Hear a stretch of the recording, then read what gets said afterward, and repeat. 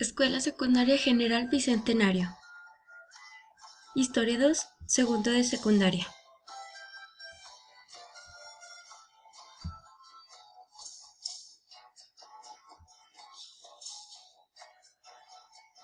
Tema 3.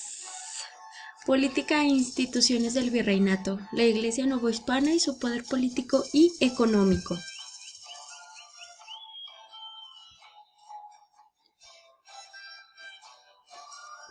Aprendizaje esperado. Reconoce las instituciones y prácticas de tipo colonial que organizaron la economía del virreinato.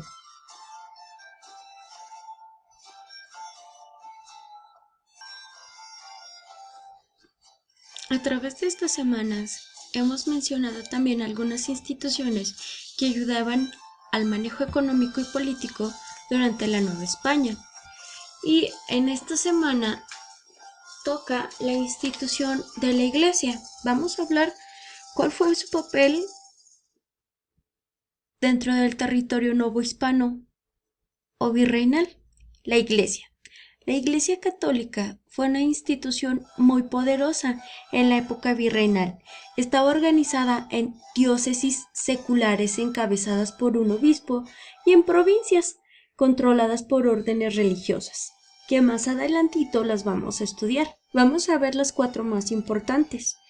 En 1519, el Papa León X autorizó la primera diócesis en Yucatán, que se trasladó a Tlaxcala en 1525 y finalmente a Puebla en 1543. En un primer momento, esta diócesis incorporaba todas las poblaciones ocupadas por españoles como Veracruz, Tabasco y Chiapas. En 1530 se creó la diócesis de México dirigida por el obispo Fray Juan de Zumárraga, la cual se convirtió en arquidiócesis en 1521. Con el paso del tiempo se establecieron otros obispados. Cada diócesis u obispado se dividía a su vez en parroquias a cargo de un cura para dar servicios religiosos o un doctrinero si era territorio por evangelizar.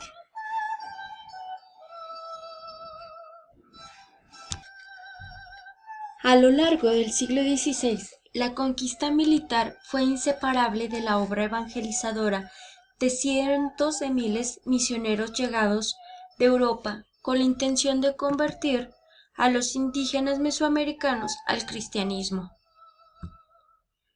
Eran humanistas, preocupados no solo por salvar almas, sino también por proteger a los indígenas de los abusos de los conquistadores y procurar su integración a la cultura occidental, tratando de respetar aquellos rasgos de la suya que no se oponían a la nueva religión.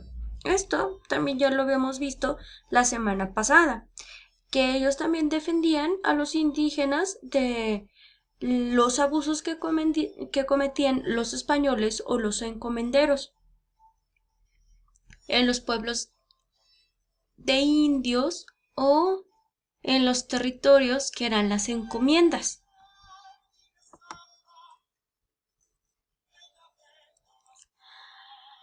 En la humildad y austeridad de los indios, los misioneros vieron la oportunidad de restaurar el modelo de la iglesia primitiva, o sea, pobre, desvinculada del poder, activo y favorezo y ferviente, e intentaron crear en los pueblos de indios una utopía de convivencia, religiosidad, educación, trabajo y mejora del nivel de vida. Los frailes franciscanos, desde 1523, con Fray Juan de Tecto, Fray Juan de Ayora y Fray Pedro de Gante. Los dominicos a partir de 1526, los agustinos en 1533 y más tarde los jesuitas que llegaron en 1571.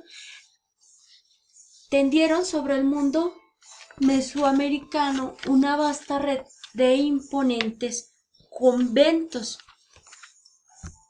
desde los cuales atendían las necesidades espirituales de la población indígena, brindaban educación y espacios de convivencia, celebraban festividades y ritos, se convertían en suma en el auténtico centro integrador de cada pueblo. Para emprender la evangelización, los frailes se esforzaron por comprender la cultura prehispánica y entendieron que primero debían aprender las lenguas indígenas, para lo que elaboraron diccionarios, catecismos y doctrinas escritos en casi todas las lenguas de los pueblos que habitaban la Nueva España, mediante obras de teatro, representaciones, misas de aguinaldo que dieron origen a las posadas navideñas, pinturas, murales y fiestas en las que los indígenas tenían una presencia importante, considerando atraerlos a la nueva religión, pues los hicieron partícipes de una nueva vida comunitaria y llenaron el vacío que les había dejado el abandono forzado de sus antiguas creencias. Al avanzar el siglo XVII, se consideró que la actividad evangelizadora de las órdenes religiosas en los conventos tenía que comenzar a sustituirse por el establecimiento de parroquias a cargo de curas seculares, es decir, que no pertenecían a dichas órdenes y estaban bajo el control directo de los obispos. Aunque el clero secular estuvo más abierto que los frailes a las devociones populares, la cercanía que las órdenes religiosas desarrollaron con los indígenas cambió por una actitud más jerárquica. Los obispos tuvieron el apoyo de la corona y la iglesia que ellos dirigieron se distinguió por la acumulación de bienes y la riqueza de los templos. Por eso hablamos de una iglesia barroca entre 1650 y 1750. La vitalidad de esta iglesia barroca se debió a que se alimentaba de la participación de los más diversos sectores de la sociedad novohispana. Desde el siglo XVII, el clero novohispano estuvo constituido en su mayoría por religiosos criollos, antes que por españoles peninsulares. Esta iglesia criolla, en la que destacaron los jesuitas, educadores y sabios, rescató la religiosidad, la historia y la geografía americanas con optimismo y orgullo. De toda la producción agrícola o ganadera del virreinato, debía entregarse a la iglesia la 10ª parte, conocida como diezmo, para mantener a los obispos y sus catedrales. Los sacerdotes también cobraban cuotas por administrar los sacramentos, es decir, por bautizar, celebrar bodas, misas o entierros, y recibían la limosna como un acto caritativo de los creyentes. Con el paso del tiempo, la cantidad de riqueza y bienes materiales que la Iglesia logró acumular fue enorme. Su disponibilidad de tierras y dinero le permitió convertirse en el principal prestamista de la Nueva España. Otorgaba créditos a corto, mediano y largo plazo a quienes pudieran ofrecer algún bien inmueble como garantía y recibía a cambio cantidades moderadas de dinero como intereses. Y pues ahorita todavía en la actualidad existen estas órdenes religiosas, chicos, que les acabo de mencionar hace ratito. Y prueba de ello, pues también están los conventos y las iglesias, que muchos de nosotros, y de hecho la mayor parte de México, es católico. Bueno, vamos a recapitular tantito, chicos, lo que hemos visto y lo que vamos a ver en esta semana con este tema de la iglesia. Y prueba de ello, pues también tenemos aquí en Guadalupe nuestro templo que existen aquí los frailes, los sanfranciscanos, y en Zacatecas tenemos nuestra emblemática catedral de tipo barroco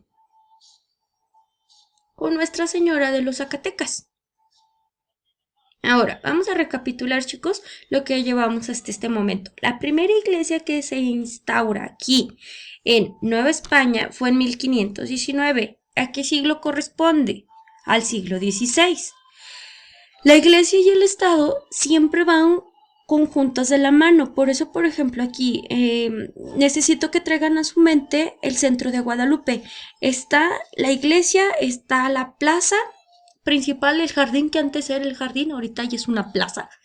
Y enfrente estaba el poder político, el poder civil, que ahí estaba residiendo el gobernante. Entonces, estas dos instituciones siempre van de la mano. Por eso, siempre las vamos a ver juntas, construidas estas dos instituciones en un mismo lugar. ¿A qué más se dedicaba la iglesia? Pues vinieron aquí a conquistar tierras americanas los españoles con el pretexto de que iban a salvar almas de todo el pecado que tenían conviviendo y viviendo y practicando. Ellos también dieron protección a los indios, chicos, con los abusos que cometían los españoles con nuestros antepasados. Era también prestamista, era como un tipo banco.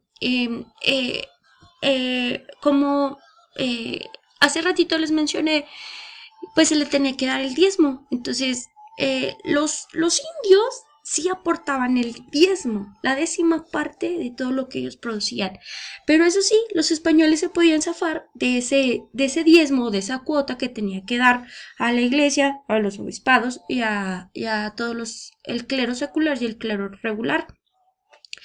Pero los indios no, y aunque aportaban muy poquito, pues imagínense, todas las castas, todos los indígenas que estaban aquí en Nueva España, pues eran muchísimos.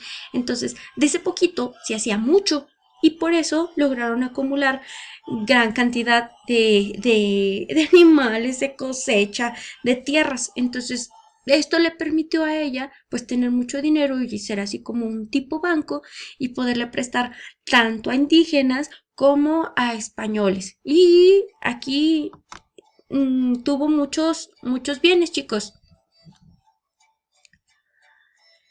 Tenía dinero, la iglesia católica, tenía casas, chicos, que le ponían a ella, a la iglesia, se las daban así como una prenda para poder que les prestaran algo a los dueños, y a veces también no podían pagar por el alto préstamo que pedían, y pues se quedaban con casas, se quedaban con tierras, que a veces esas mismas tierras por el lugar tan lejano no podían ellos cultivar, y tenían grandes hectáreas, grandes extensiones de terreno.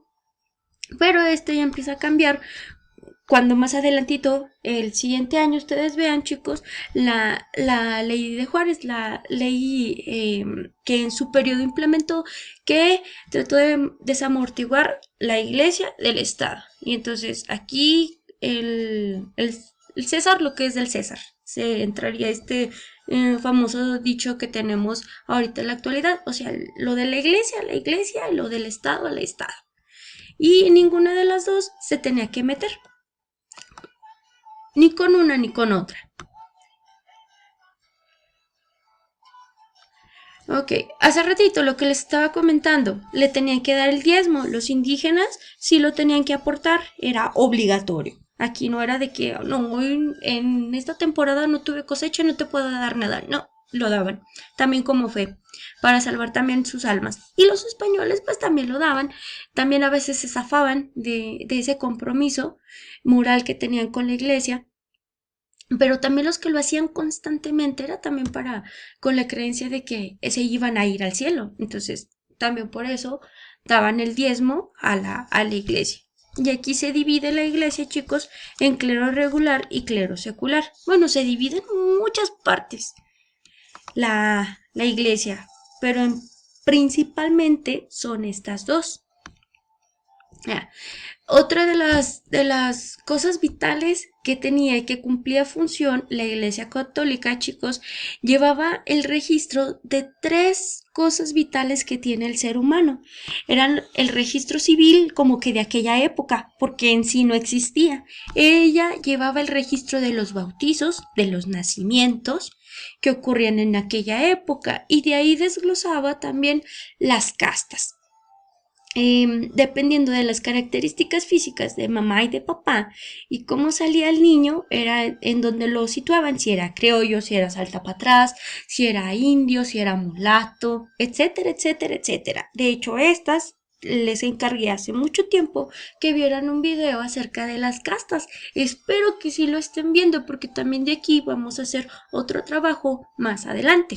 Otro de las cosas que se dedicaban a los casamientos y las actas de defunción. Ella veía quiénes morían y quiénes se casaban.